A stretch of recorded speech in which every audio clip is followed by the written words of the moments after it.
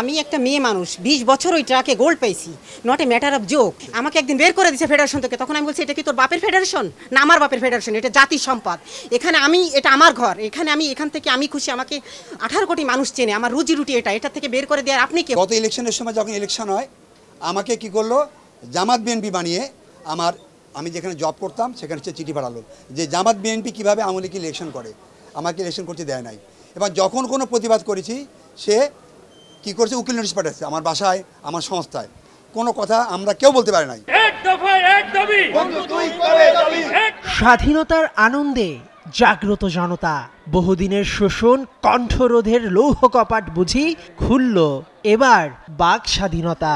বাংলার ক্রীড়াঙ্গনে যারা ছড়িয়েছে রাজনীতি আর ক্ষমতার বিষবাষ্প, তাদের মধ্যে অন্যতম বাংলাদেশ অ্যাথলেটিক্স ফেডারেশনের সাধারণ সম্পাদক আব্দুর রকিব মন্টু। ক্ষমতার পালা বদলেই যিনি তল্পিতাতল্পি গুছিয়ে দেশ ছেড়ে পালিয়েছেন, অবলীলায় বাংলাদেশের অ্যাথলেটিক্সের যমনিকাপাত ঘটিয়েছেন। টোটাল কমিটিটাকে আমরা পরিবর্তন চাই, কারণ তারা জাতীয় স্বার্থে, অ্যাথলেটিক্সের স্বার্থে তারা কোনো কাজ করে নাই। আপনারা জানেন যে ওয়ালটন 7 কোটি টাকা দিয়েছিল অ্যাথলেটিক্স উন্নয়নের জন্য, তারা সেই টাকাকে আত্মসাৎ করেছে। আমরা জাতীয় এবং আন্তর্জাতিক পর্যায়ে সরকার থেকে অনেক টাকা পেয়েছি যেগুলি ক্রীড়া উন্নয়নের জন্য, কিন্তু সে কোনোভাবেই সেগুলি করে নাই। প্রত্যেকটা ফেডারেশন এইভাবে ধ্বংস হয়েছে যে এখানে তারা দলীয়করণ করে। এখন আমাদের ছেলেরা আমাদেরকে স্বাধীনতা এনে দিছে, এখন আমাদের ওদের কাছে জবাবদিহিতা আছে। এখন যে আমি এই জন্য আমি বলবো যে আমি যে উপদেষ্টা আছে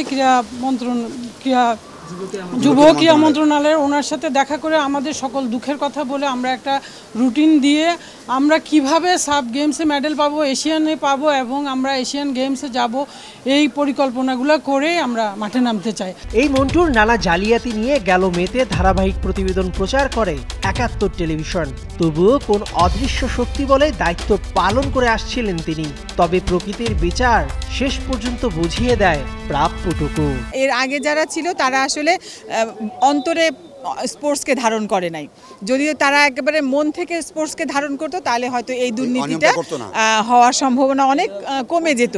মন্টুর বাপে আসলে অ্যাথলেট, আমরা একসঙ্গে পাকিস্তান গেছি, কিন্তু ও কিছুই জান না, ভাই বোন সবাই কেউ না, ওরা কেউ জান না, আমি জানি। এবং মন্টুকে আমি নিজেই বলছিলাম যে তুমি এখানে আইছো কেন, এরা তো পদের জন্য ওইখান থেকে যে দিচ্ছে, সেই জন্য এখানে সে আসছে। আর কারোই কোনো মূল্যায়ন এখনো দেওয়া হয় নাই এবং কোনো শো করে নাই, কিছুই করে নাই। বলতে গেলে এককভাবে সব কিছু করেছে। এবং বর্তমান যে নতুন এই যে নির্বাচিত কমিটিটা, এই কমিটিতে কোনো ন্যাশনাল অ্যাথলেট, কোনো মানে জাতীয় অ্যাথলেট, ন্যাশনাল অ্যাথলেট বলেন, রাষ্ট্রীয় পুরস্কার বলেন, কোনো অ্যাথলেটেরই কোনো ইয়ে হয় না, সংস্থা মূল্যায়ন হয় নাই। এখানে যারা আছে অনেকে চিনেও না এই কমিটিতে। দেশের প্রথিতযশা সাবেক অ্যাথলেটরা একত্র হয়েছিলেন বঙ্গবন্ধু স্টেডিয়ামের প্রাঙ্গণের পুরাতন সুইমিং পুলে। মন্টুর অনুপস্থিতিতে মাদার অব অল গেমস খ্যাত অ্যাথলেটিক্সকে ঢেলে সাজাতে চান, যেতে চান নতুন যুব ও ক্রীড়া মন্ত্রণালয় উপদেষ্টা আসিফ মাহমুদের কাছে। তারা পালিয়ে গেছে, তার মানে তারা দুর্নীতি করেছে বিধায় তারা পালিয়ে গেছে। এই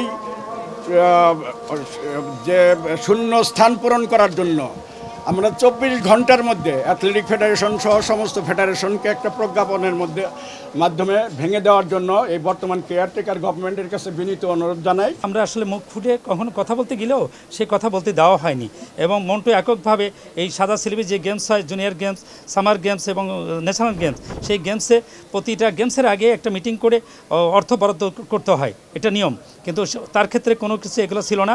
পাকিস্তান যেখানে প্যারিস অলিম্পিকে তাদের ইতিহাসে প্রথম পদক বৃহস্পতিবার পেয়েছে, সেখানে বাংলাদেশ 4 দশকেও পদক শূন্য। দেশের সব ক্রীড়া ফেডারেশন দলীয়করণ দূরে ঠেলে খেলোয়াড়দের দ্বারা পরিচালিত হোক, এটাই এখন ক্রীড়াপ্রেমীদের প্রাণের চাওয়া। মেহেদি নাইম, 71।